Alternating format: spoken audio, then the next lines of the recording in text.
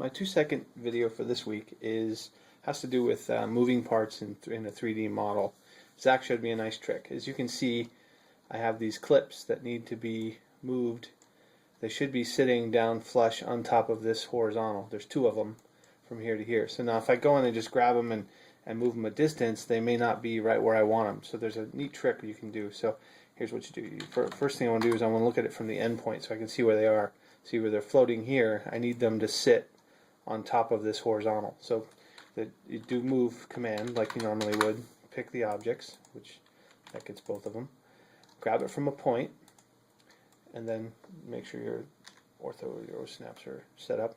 And then you just go, the command is you put point X or Y or Z depending on which axis you want it to move in. As you can see down in the bottom down here in the corner. I don't know if you can see that on the, yeah, now you can see it. There's an X and Y right down here.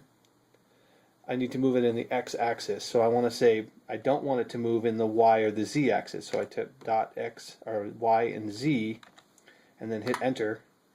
And then now I can, now you tell it where a base point. So you put at 0, 0, and then you hit enter again. And now you just take it and you can move it to whatever point you want. Like in this case, I just want to move it to this midpoint here.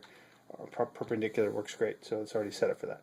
So click it, and now it's moved. So now when I go back into the 3D view of this job, with this elevation, my angle is right where I want it, right there. Now I also need to come into this part and go from the other end, and as you can, where's it at? It's right there. So as you can see, this angle here needs to be touching these legs. So I'll move that next, but you don't need to watch that. It's the same process as I just did. Thanks for watching. Bye.